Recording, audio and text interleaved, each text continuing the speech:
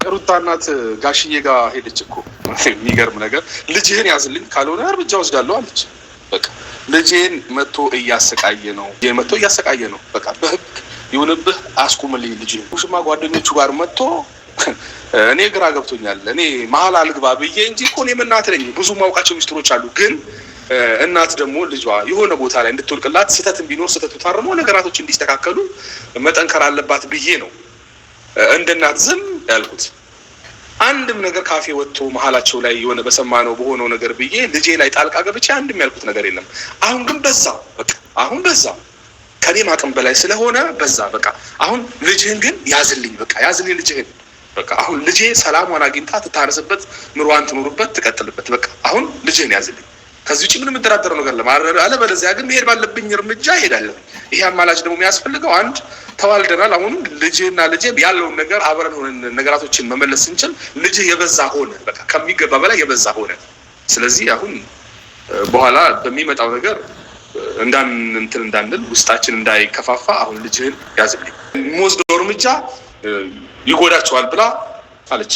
በቃ ስለዚህ ያለው ነገር ይሄ ነው የምነግራችሁ። ጉድ ትላንትና በተፈጠረው ነገር የሩታ እናት ዝምታዋን ሰበረች። እንዴት ቢንቀኝ ነው አብርሽ ወሽማውን እኔ ግቢ ድረስ ልኮ አራስ ልጄን እንደዚህ የሚያስጮሃት?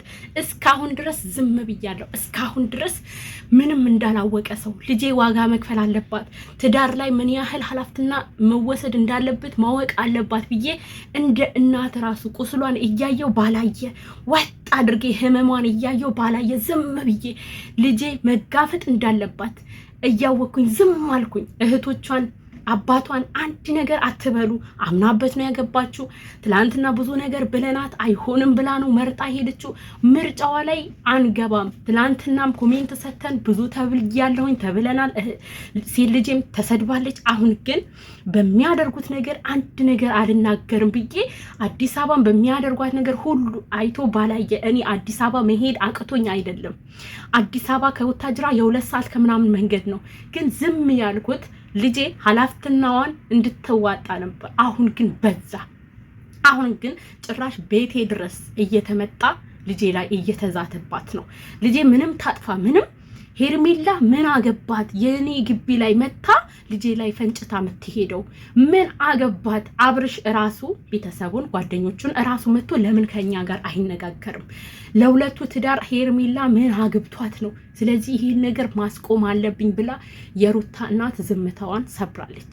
አሁንን ለመናገር የሩታ እናት አኩርተሽኛል። ዛሬ እነ አብርሽ ቤት ሄደሽ እንዲህ በማድረግሽ ለአብርሽ አባት ሄደሽ በማስጠንቀቅሽ እኔ ኮርቼብሻለሁኝ። አዎ ትክክል ነሽ አንቺ።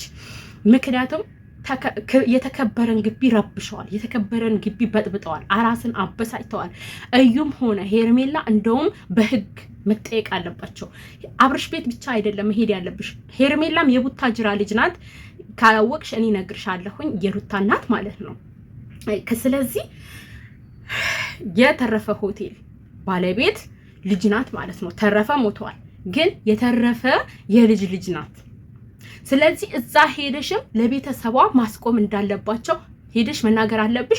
ወይም ደግሞ ከሳሻት ቡታጅራ ላይ ልክ ልኳን ታግኝ ማለት ነው። ሩታ የሩታ ጅልነት ነው አንቺንም የተከበረ ግቢ አንቺንም አባቷንም እህቶቿንም ያዋረደው የሩታ ጅልነት ነው። አሁን ግን እናንተ ጣልቃ ልትገቡ ይገባል። ሩታ ወዳው እንደምትቆጣ ወዳው ደግሞ ቂም እንደምትረሳ ስለሚያውቁ ነው እየመጡ የሚፈነጩባት። አንቺ ግን የተማርሽ ሰው ነሽ፣ አባቷም የተማረ ሰው ነው።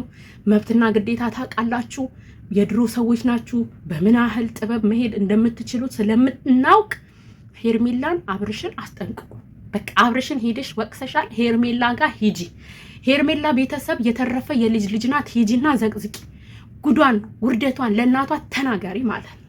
ይሄ ብቻ አይደለም። በዚህ ካልበቃት ህግ መጥሪያ ስጫት፣ መብትሽ ነው። ለምንድን ነው ግቢ መታ የምትረብሸው? ከአንድም ሁለቴ ነው የመጣችሁ። ደግ አደረግሽ። እንኳን አብርሽ ቤተሰብ ጋር ሄድሽ። ይሄ ወራዳ ማለት ነው። ይሄ ሁሉ እኮ ለእናንተ ክብር ቢኖረው እንዲህ አያደርግም ነበረ። ለእናንተ ንቀት ስላለው ነው። እንግዲህ ውሽማው ትሆን አትሆን እግዚአብሔር ይወቀው። ውሽማው ናት ደግሞ ሚዲያም ላይ የሚያደርጉት ነገር እየታየ ነው። እየተጠረጠሩ ነው። እችን ሴት እንዴት ነው እናንተ ግቢ የሚላከው? ትክክል ነሽ የሩታ እናት ጀግና፣ መብትሽን የምታውቂ ግቢሽ እንዳይበጠበጥ መብት የምታቂ ሴት ነሽ፣ እንቁ ሴት ነሽ። ሩታ ግን ጅላት እንደዚህ ሩታ ማለት ነው እንዴት እንዳናደደች የምሬን ነው የምላችሁ። ቶሎ ትናደዳል። ሰሞኑ አቤላ ራሱ ትናንትና ምን እንዳለ ታውቃላችሁ? መኪና ገዛላት እምቢ አለች፣ እንትን ገዛላት እምቢ አለች። ስለዚህ ምንድነው እንትን ሚላት ሚያለማመጣት? ብዙ ሚያፈቅሩ ሴቶች አሉ እኮ ለምን ወደዛ ያያዩ? ለምንድነው ግራ ቀኙን የማያየው ብሎ አቤል ተናገረ። አቤል መጥቶ እንደዚህ ራሱ እያለ ማለት ነው ነገ ሄዶ ሩታን እህቴ ቢላት ትቀበለዋለች። እኔ እኮ ሩታ ምን አይነት ጅል እንደሆነች አላውቅም። በቃ የአፍ ባለሙያ ታውቃላችሁ፣ የአፍ ባለሙያ ተግባር የሌላት ልጅ ብትኖር ሩታ ናት። በአፏ ትላለች፣ ተግባር ላይ ግን ወፍ መማታት የሆነ ነገር ነው ስራዋ ማለት ነው። ይሄ አይደለም መብት ማስከበር ማለት እንዲህ አይደለም። ገባሻ? ቤተሰብሽን አዋርደሻል። አሁንም ክብራቸውን መልሽ። እናትሽ የአብርሽ ቤተሰብ ጋር ሄዳ የሁሉ ነገር እንድትናገር ያንቺ ስንፈት፣ ያንቺ ዝም ማለት፣ ያንቺ ነገሮችን ባላየ ማለፍ፣ ያንቺ ምላስ ብቻ ማለብለብ ነው። እርምጃ ወሰጂ። ከዚህ በኋላ ማንም እየመጣ አንቺ ላይ መገልፈጥ የለበትም። ምክንያቱም አንቺ ጀግና ስለሆንሽ፣ ባለትዳር ንቁ ሴት ስለሆንሽ፣ የንቁ ልጅ ነሽ። አንቺ የመምህር ልጅ ነሽ፣ የጀግና ልጅ ነሽ። ለምንድን ነው ለፍስፍስ የምትዩ? ለምንድን ነው ሚዲያው ላይ ነገረኛ ሆነሽ የምትታዩ? በቃ መማታት ካለብሽ አጥያት፣ እንዳትመጣ ወደዚህ አንድ ነገር ክብርሽ እንዳታስነኪ። በቃ ተናግሬያለሁ እና ቤተሰብ በጣም ይቅርታ ስለተናደድኩ ነው። እኔ ማለት በእኛ የተነሳ ወላጆች ከወላጆች ሲነካኩ አልወድም። ገባችኋል? ወላጆች በእኛ ምክንያት የተነሳ ሲነካኩ አልወድም። አሁን ዛሬ የሩታ እናት ቤተሰብ ጋር ሄዳ ብዙ ነገር ነው የተናገረችው። የአብርሽን አባት ልጅህን አስቆምልኝ ካልሆነ እኔ አብርሽን እከሰዋለሁኝ ብላ ነው ያለችው። ገባችኋል? አሁን የሩታ እናት እንደዚህ ተናግራ ደግሞ ነገ ሩታና አብርሽ ቢታረቁ አስባችኋል? የአብርሽ ቤተሰብና የሩታ ቤተሰብ ተነካኩ ማለት ነው። ከዛ ይነቋቆራሉ። ተነቋቁረው ነው የሚቀሩት። እኔ ለዚህ ነው ችግሬን ከባሌ ቢጣላ እሱ ከኔ ቢጣላ ለቤተሰብ ማንነጋገረው እርስ በርስ ምንፈታው ለዚህ ነው። ቤተሰብ አይረሳም። ገባችኋል? ቤተሰብ ሁሉ ነገር ያያል።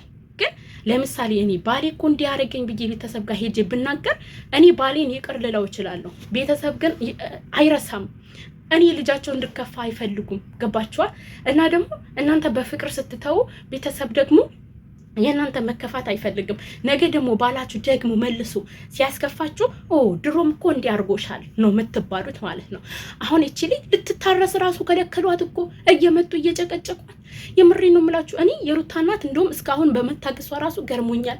እንኳንም እርምጃ ወሰድሽ። በቃ እንኳንም ደግ አደረግሽ በያቸው። እሺ አንበሳ ነሽ፣ መብትሽን አስከብሪ እንደዚህ ማለት ነው። እስካሁንም ዝም ማለትሽ እኔ ገብቶኛል። ልጅሽ ኃላፊነትና እንድትወስድ ከዚህ በፊት ልጅሽ ከአብርሽ ጋር እንዳትሆኝ አብርሽን እንዳታገቢው ብለሽ ሚዲያ ላይ መተሽ ከቤላት ጋር ስትናገሪ ምን ያህል ህዝብ እንደረገጠሽም አውቃለሁኝ። ስለዛ በእነሱ ጉዳይ መግባት አልፈለግሽም። ለዛ ነው ዝም ያልሽው፣ ይገባኛል።